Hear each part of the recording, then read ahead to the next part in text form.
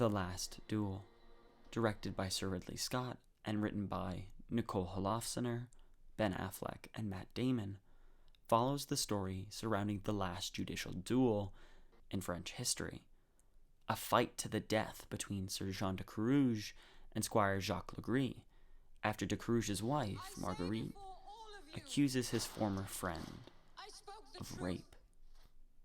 Based on the book The Last Duel, a true story of trial by combat in medieval France by Eric Jager, as well as the true events that occurred in the late 14th century, The Last Duel often has the look and feel of a medieval epic.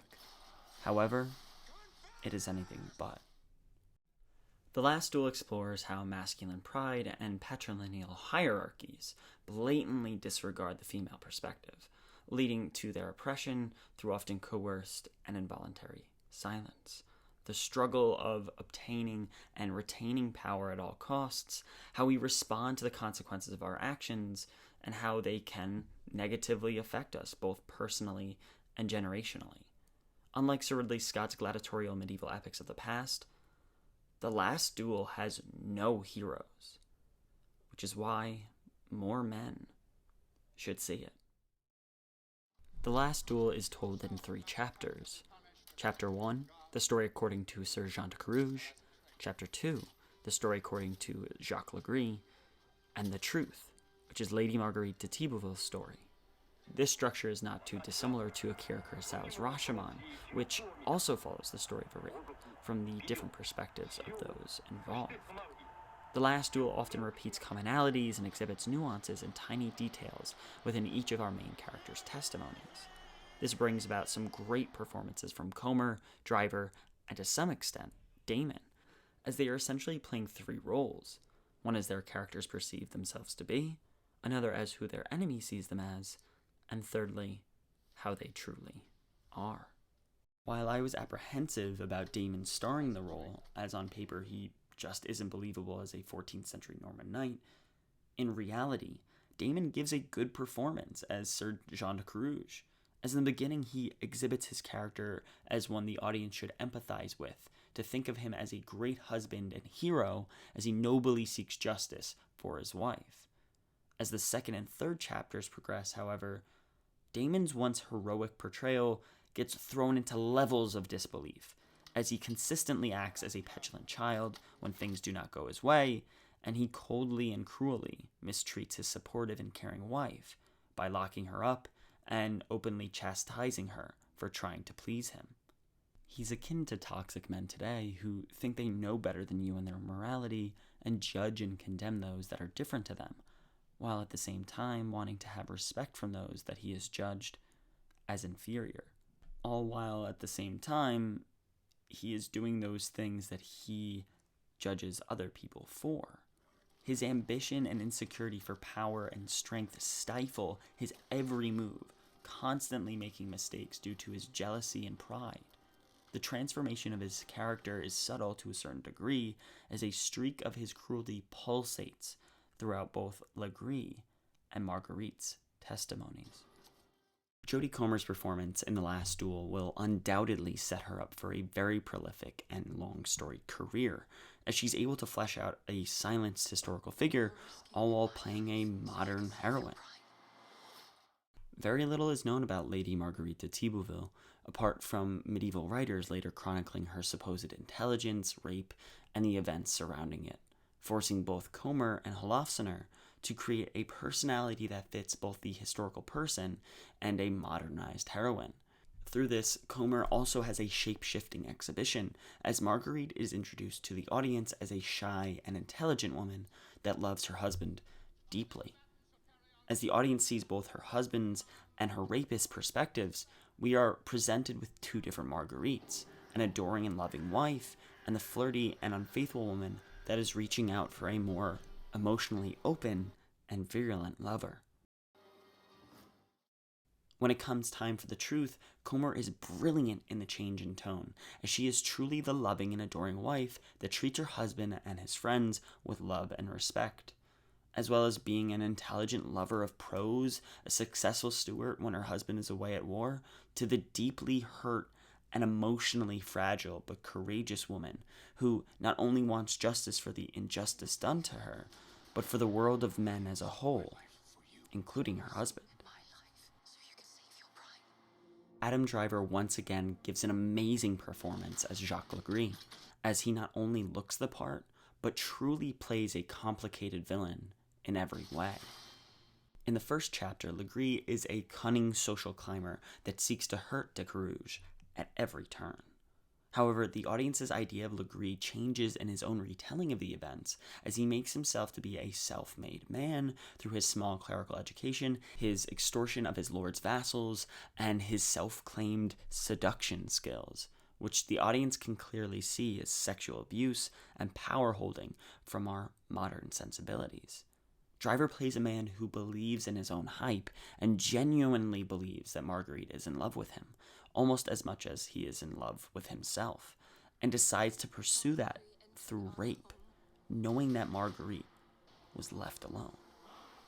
After committing the terrible act, he gaslights Maguerite by saying that it was all her fault, that she seduced him and her husband will kill her if she tells him about what had just happened. Driver is just so arrogantly confident in himself that you want to reach into the screen and strangle him with his own cruelty and malice. As an amateur medievalist and film critic that focuses on how historical films like The Last Duel can introduce us to new avenues of history and how themes in filmmaking impact our society today, The Last Duel was exceptional. Holofcener, Affleck, and Damon are able to successfully walk the tightrope of being loosely historically accurate by showcasing the true aspects of medieval life, while at the same time not bogging down the general public with too much detail.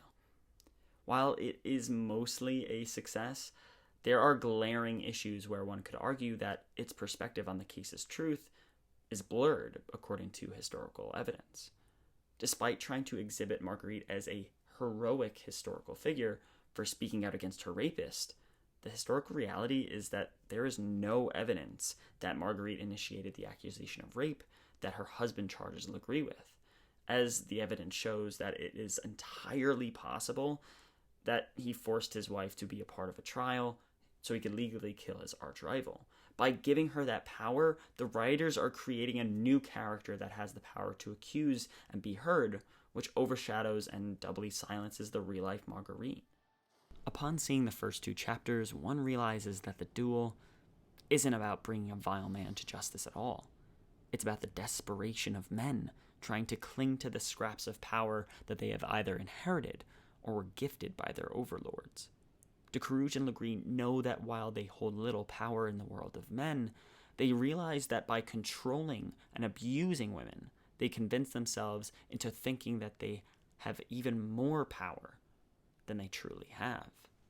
De Carrouges and Le Gris don't see Maguerite and her rape as a horrific act inflicted upon a woman, but as an insult towards someone's property and something that was done to each other.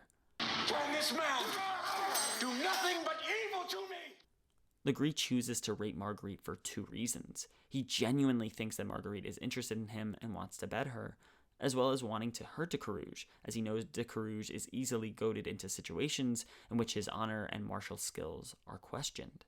De Carrouges' response to his wife's confession that she was sexually abused is not one of support and sympathy, as he wants the audience, both the courts and us moviegoers, to believe, but one of aggression and self-pity, as he sees her rape as something evil done towards him, as Le Gris had taken what de Carrouges deemed as rightfully his in the past. Unfortunately, these personality traits are still prominent in our society today, despite efforts to eradicate these toxic behaviors. While watching the film, I felt a deep disgust at the behaviors that both men displayed, and was shocked to hear one of the other male members of the audience cheer when the duel resulted in a winner. Did he learn nothing from watching this? Did he honestly think that justice was achieved upon seeing another man's death?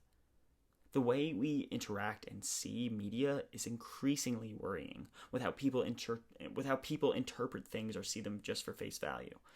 As men, we need to listen and subsequently learn from the stories of those abused by other men in order to break the cycle of violence against women and violence in general. By watching historical films that center around sexual abuse and then holding ourselves up to the mirror that is the film's reflections and ruminations on how this cycle continues with the help of each generation, then and only then can we break that cycle. If we ignore the voice of the abused, we condemn those that have yet to be abused. While yes, you can get caught up in the building of the tension and the excitement of the duel as it is heart-pounding, you must reflect on the context as to why it's happening, rather than accepting a winner or a loser and then go on to celebrate someone that really should not be celebrated. Although The Last Duel may look like a return to form for Sir Ridley Scott, the film's exploration of toxic masculinity, its consequences, and how we should focus and learn from those who are abused instead of the abusers, shines a light on a rising and much-needed category of historically based filmmaking: the unglorified epic.